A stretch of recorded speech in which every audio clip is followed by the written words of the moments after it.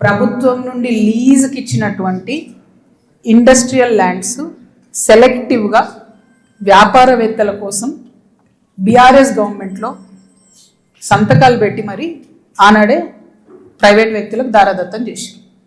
ఆ సంతకాలు పెట్టింది ఎవరు, పెట్టించడం వెనుకుంది ఎవరు, అది time has to decide. Congress government ఏంది, చాలా ఆరోపణలు చేస్తున్నారు. రేవంత్ రెడ్డి గారు అయితే చాలా ఏమంటారు, రేపు పొద్దుగాలనే నేను వీళ్ళందరినీ జైలు వేస్తా అన్నట్టు ఏదో బీఆర్ఎస్ అంతా అవినీతిమయమని చిత్రీకరించి వచ్చారు. ఆయన ఎక్కడ ఏం చేయట్లేదు. ఎందుకు చేయట్లేదు?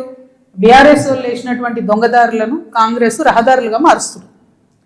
వాళ్ళు ఎవరైతే ప్రైవేట్ వ్యక్తులకు ఇచ్చిరో మళ్ళీ అదే కంపెనీలతో వీళ్ళు అండర్స్టాండింగ్ పెట్టుకుంటారు, వాళ్ళతో మాట్లాడతారు.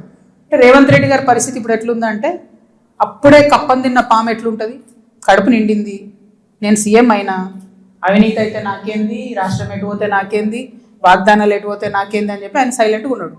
ఆయనకి ఈ బీఆర్ఎస్ పార్టీలో జరిగినటువంటి వ్యాపార లావాదేవీలకి అవుట్ రైట్గా సంబంధం ఉంది కాబట్టి వాళ్ళు సైలెంట్గా ఉంటారు.